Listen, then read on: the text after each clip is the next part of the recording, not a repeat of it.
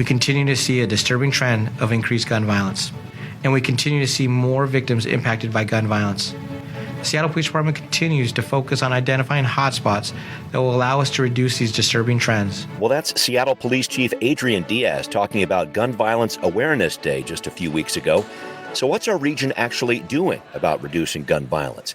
And what role is the Seattle City Council going to play in that process? Plus, what needs to change in the police inquest process after a difficult but perhaps predictable decision in the Charleena Lyles case?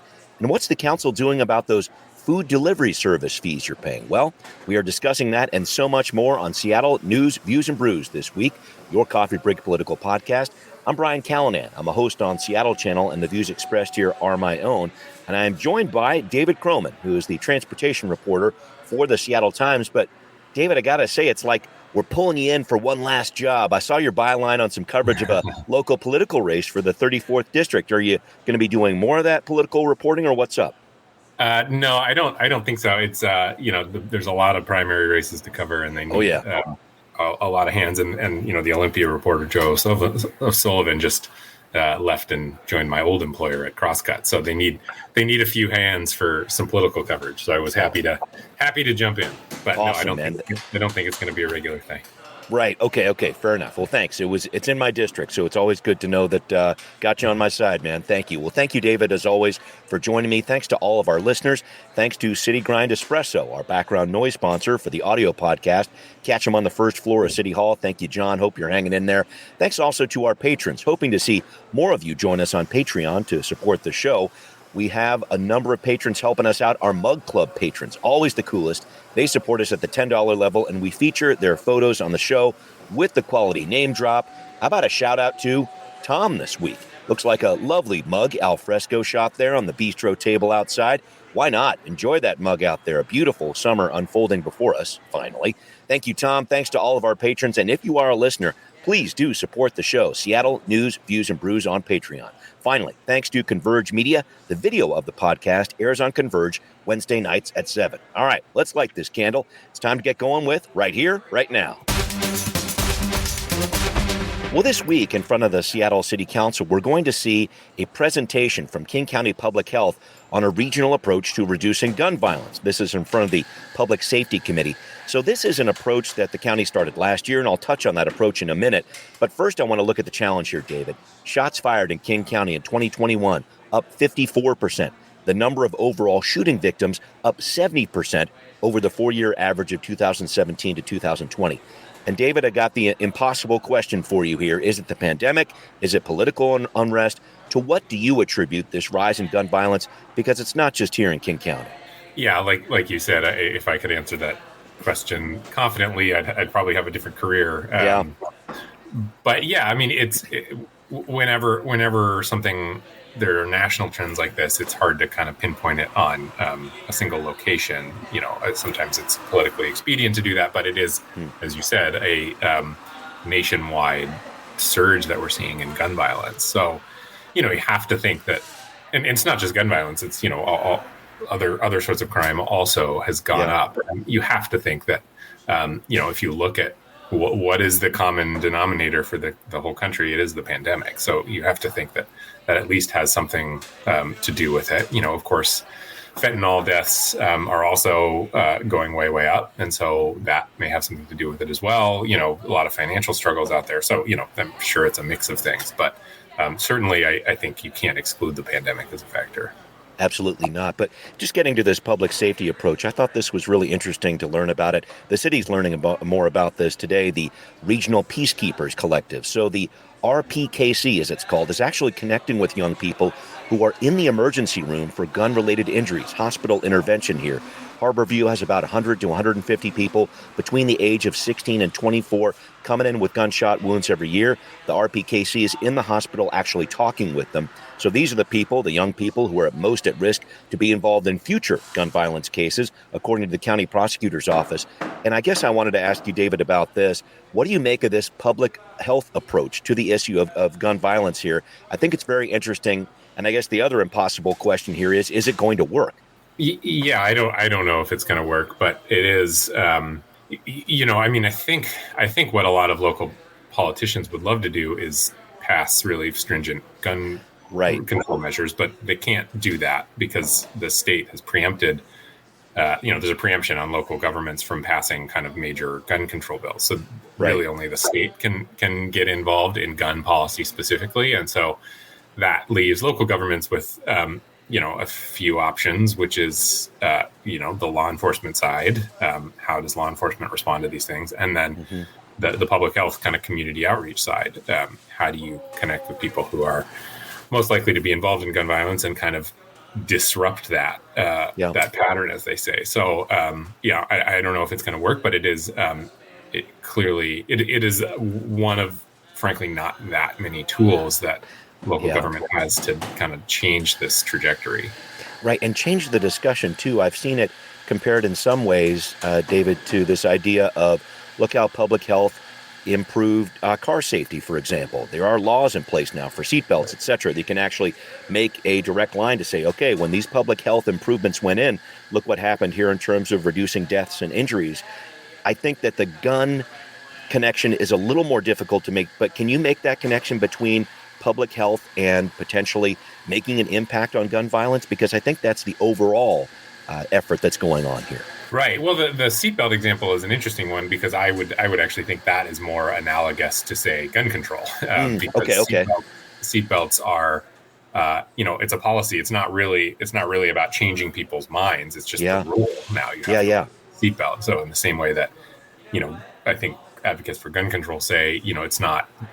It's effective because you don't sort of have to change hearts and minds as much. You just pass laws and sort of restrict how many guns are in the community. So in some ways, I see some of these outreach efforts as more akin to, public information campaigns around speeding and, sort of trying to get people to slow down. And, and those tend to be a lot harder to measure. And, I think their efficacy is always questioned whether slow the flock down. We'll see how those signs go over. We just see those going up. Keep going. Right. So it's this debate that I think applies to a lot of issues between kind of making systemic changes, in some ways taking the choice out of individuals' hands. How do you pass laws that get to the solution you want without sort of needing to go person by person and convince them to change their behavior? Right.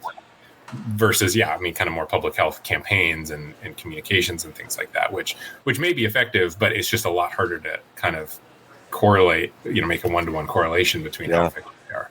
You make a great connection there with the gun regulations there. That's a very important part of this.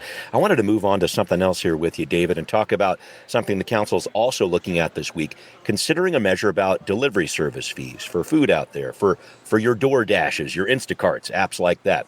So the council during the pandemic capped those fees at 15%, but that fee is supposed to end when the mayor ends the civil emergency. I'm going to put a pin in that end the emergency conversation for a second. But David, these delivery apps have created this really interesting dynamic. There's a demand for them that keeps on rising, but then the restaurants don't necessarily have a lot of power to negotiate on what that delivery price should be. Does having a delivery service help or hurt local restaurants? What do you think about that? I don't know. I think that's a good question. I think it certainly seemed to help, at least in the early part of the pandemic, because it was a way for these restaurants to get food out. But I remember early in the pandemic, my wife and I ordered something in and from Uber Eats, I think. And when it showed up, the restaurant had included a note saying, hey, next time you want to order from us, just call us directly and we will send this to you. Because, obviously, restaurants have a choice. They don't have to participate in food delivery, but they do because I think it is profitable. It's a big part of the market now too. Yeah, exactly. But they also get pretty hammered by some of these fees in what is already a low margin business. So it's kind of a damned if you do, damned if you don't situation. Is the sense that I get. I think so too, and it's interesting. The council is talking about this permanent cap of 15%. 4 other cities in the U.S. have done this: Minneapolis, NYC, Philly, San Francisco.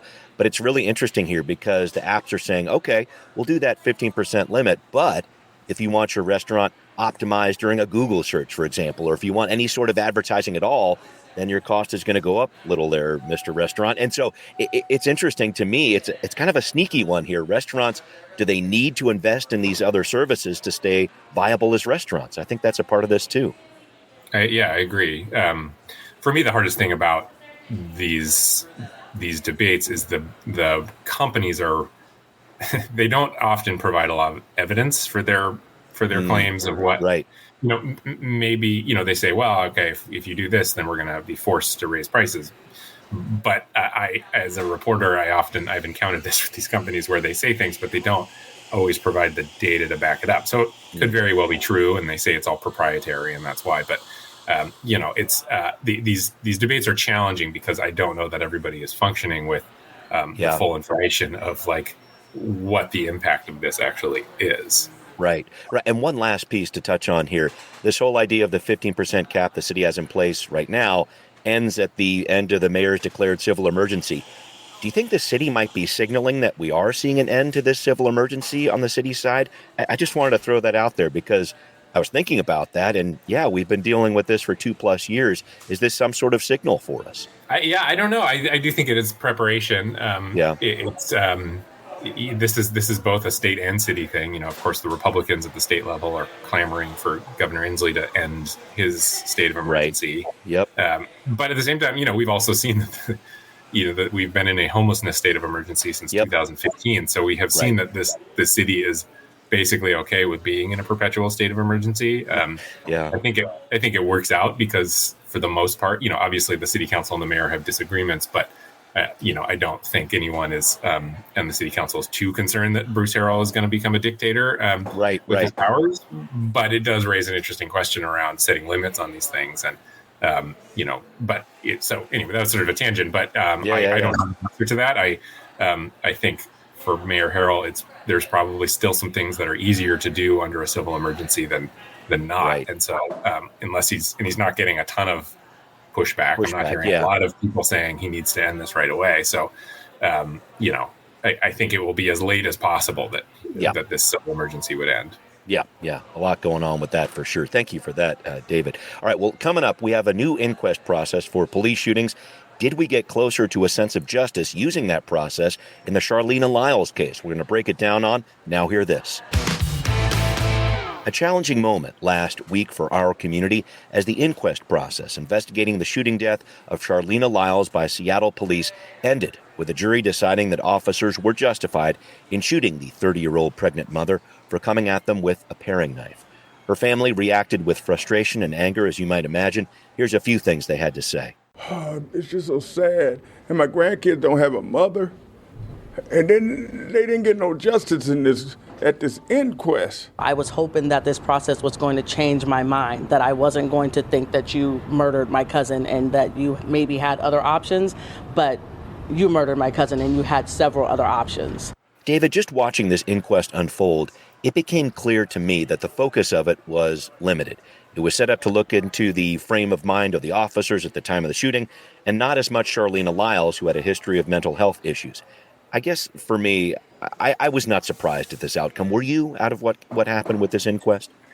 No, I wasn't surprised at all. I think at the end of the day, an inquest is asking a question about whether or not what happened was basically what was within policy and what police have been trained to do. And I think that was the answer to that was yes, it was probably by a while ago. I mean, the Seattle Police Department concluded that. That is a completely different question, though, than whether or not that training is proper or whether there were other avenues that could have been taken to avoid this death. And I think this kind of highlights that disconnect between what is like technically justified versus what people who have lost a loved one see as morally justified. Right. And I know we had a different inquest process here. Compelling the officers involved to justify their actions, to actually testify, is different. We haven't seen that before, an important change to this. But I did want to follow up on that whole idea of what other changes need to happen, because I was really struck by a message from the attorney for the Lyles family, Karen Kohler, who wrote that the family doesn't blame the jury for its decision. However, and here's the quote, the message is clear. If a person is in a mental health crisis and has any type of sharp-edged instrument, tool, or weapon, do not expect them to survive if 911 is called in Seattle. And I guess that bigger question for me is, will this inquest lead to some changes in SPD policy? I think that's the root of this for me. Yeah, same. And I think that was always how it was going to end up. And this question, I don't cover police so much anymore, but this question of police response to someone with a knife, and specifically someone in a mental health crisis with a knife, is for me, for my money, the kind of trickiest and most fraught scenario. And it seems to be the occasion in which people get shot and killed kind of the most often. I can think of a few examples off the top of my head. Just in Seattle, there's Derek Hayden, the guy downtown, Terry Caver, I believe his name was, the guy in Lower Queen Anne. These are a few examples of somebody in a mental health crisis holding a knife. And I just think that's always going to be, because that in police world is still seen as a threat to the officer's safety. There's they're not quite as dogmatic about it, but there is still this kind of pervasive view that if somebody is within, I think it's 12 feet with a knife, they can get at you within seconds. Yeah. There's a lot of, where that number comes from and whether or not that's actually true is, a big topic of debate. Right. And it's not taught as much now, but it is something that still exists in police mindset. And so then you get this situation where you have a basically 100-pound pregnant woman with a knife getting shot by two burly police officers. And it just, you can understand why people are confused how that is the end result. Why it's such a imbalance of power. And it's this woman who is clearly in a mental health crisis who's the one who ends up dead. And so, the police have talked about these, nets that they can deploy to wrap people. There's a few tools that they have talked about. Right. But, I think really that gets at this trickier question of, at what point does kind of officer sense of safety supersede, the person that they're responding, when does that justify actually shooting somebody? It's big, and I'm glad you brought up that part about the net, David, because it was interesting to hear from the jury, because we had that deal where the officer did not have his taser, didn't have it. But the jury said even if the officer had that taser, it probably would not have been the right response here with a knife coming at them. And I know this is something that all police departments across the country are dealing with, and I think you're speaking to this. The OPA has looked into this here in Seattle, and I don't know if they have any answers either. This is almost a national discussion about what do you do when somebody has a knife like that, because it can be a deadly weapon. Officers' lives can be in danger here. What do you do about it? I feel like it's a broader discussion than way beyond Seattle here.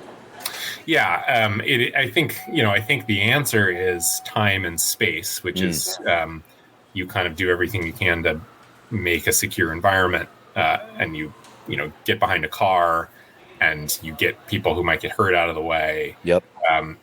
That's why I'll be, in some ways I'll be very curious to see how the Derek Hayden. I wrote about this when I was at Crosscut, but I'll be very curious to see how the Derek Hayden case plays out, because that, to me, this was a guy who was in an open environment, and the police showed up and shot him within less than a minute. Yeah. When it, by all appearances, it appeared they had the opportunity to create space and to back off and to stand behind cars. And so, in the Charleena Lyles case, the officers have argued that, they were in this hallway, so they didn't have the opportunity to do that. Of course, the family disputes that, and there's some questions about where the officers were actually positioned and kind of whether they could have given that space. But yeah, the Derek Hayden one, to me, really stands out as an opportunity where to my view, it seems fairly clear they had the opportunity to do that and didn't. And so, when it comes to knives and people in mental health crisis, that space and time thing is really, really important. Because you have to think that it's a temporary state of mind that these people are in, that given the opportunity, it will pass. But sometimes these things happen so quickly that opportunity never comes up. Yeah, and there are going to be more of these inquests happening as King County starts to use this new system going forward. So we'll definitely see what's going on there. Thank you for that, David. I wanted to move on to something else here, an interesting development this week. Councilmember Andrew Lewis on the Seattle City Council is discussing the idea of putting ranked choice voting on the November ballot, along with the approval voting measure that recently got enough signatures to get there. So backstory here, folks. When an initiative gets those signatures, the council can pass it as an ordinance, bypassing the voters there. Let it sit, which puts it on the ballot, or even reject the initiative and approve another measure to compete with it on the ballot. I think I've confused everybody there, so we're in good shape. But David, this story gets in the weeds really quickly, but my basic take is you got ranked choice voting. Voters rank candidates in the order of preference, and then you get a majority in that way. Approval voting, you vote for as many as you want, and the top two get through. What do you make of what the council is trying to do here? Some thoughts on this? Yeah, this is interesting because I think this kind of gets into, usually this kind of vote to put something on the ballot is sort of a pro forma thing to kind of, it would be very notable if they opted against voting to put something on the ballot, because it's really just a technicality to prove that, yes, okay, the signatures were gathered and we're going to put it on this ballot. Yep. But the fact that Councilmember Lewis is talking about putting this other kind of counterbalancing proposal on the ballot, I think I saw the person who's pushing for approval voting grumbling about this because viewing it as putting the council putting their thumb on the scales, opposing this. Yeah. The difference between the two is subtle but important. Because the opponents of approval voting argue that what it does is it basically further empowers the people who are already empowered. So, city races, we almost always see kind of one more, moderate choice of the people who live on the waterfront, North Seattle in some ways, and then kind of one more progressive, people who get a lot of votes from Beacon Hill and Rainier Valley and stuff like that. But in an approval voting scenario, those people who vote in blocks, namely the waterfront people, would theoretically kind of have the power to advance two preferred candidates into the general election. And, so I can understand why those folks are concerned. Ranked choice voting in theory would maybe do a better job of advancing kind of a diverse slate of people to the general election. But, I think there are a lot of questions about that also. So it's kind of an interesting political maneuver on the part of the city council, because that to me reads that they're concerned about approval voting actually passing. Yeah, and they've actually gotten some support from Fair Vote Washington, which is emerging as the ranked choice voting supporter here that is going to be trying to put this through at the Seattle City Council level here. And I talked with Logan Bowers on this program last year about this, or excuse me, a few months ago about this, just what's happening with this whole idea of approval voting. I think his case, and he's put this forward to a few more people, it's a little easier to understand for people as opposed to ranked choice voting. And I think that's the bottom line for me here. I think the idea of trying to get more candidates through, that sounds great, but also the idea of not confusing voters anymore is a big part of this too. Do you see that, David? Yeah, I think that makes sense to a certain extent. I think that also does assume that voters aren't able to kind of brush up on process. And I do think that ranked choice voting it's not a fringe thing anymore. I mean, there are states, I think Maine, I think New York now has ranked choice voting. So it is, Australia, I'm pretty sure does.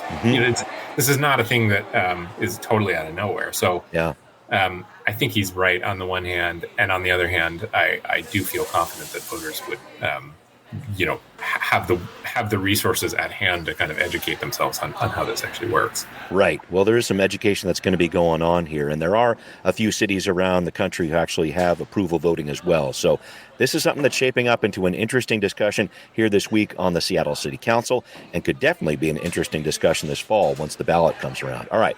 Up next, are you changing your commuting habits with gas prices going through the roof? Well, you're not alone. We're going to break it down on Transportation Talk. David, you had a story recently in the Seattle Times about gas prices, how they're affecting how a lot of us get around. What did you find out?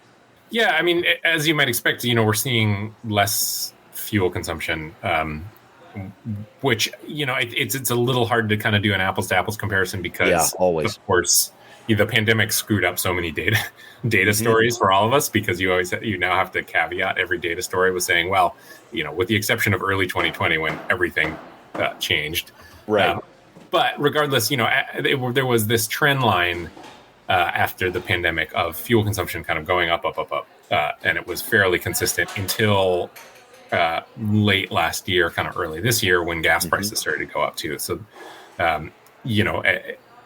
as maybe you'd guess, people have been taking steps to avoid driving as much. And, I think one thing that we've seen is, more people trying out bike riding, especially as the summer comes around. Sure. Yeah. More people trying e-bikes. The demand for electric vehicles is for people who can afford them is pretty well through the roof.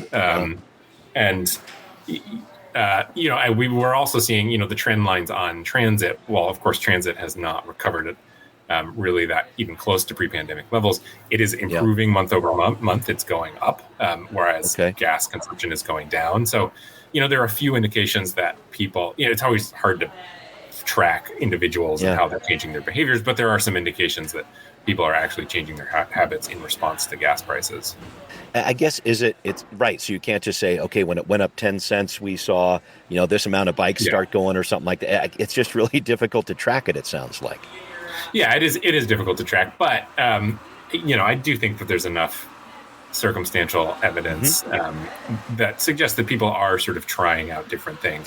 Then, of course, there are industries where like diesel, for example, of course, is like $1 more expensive than even regular right now. It's through the roof, but a lot of people who use diesel, namely truck drivers, can't drive less. And as someone from the Trucking Association told me, if there is a fuel efficiency step to take, it has already been taken. That even before gas prices, they do everything they can to use as little gas as possible. So, of course, it's impossible for some industries and some people to change habits. But, I think we're seeing fewer people take long road trips, people biking more, of course, remote work is still kind of stuck around. So maybe people just saying, all right, I'm going to go in twice a week instead of 3 days a week.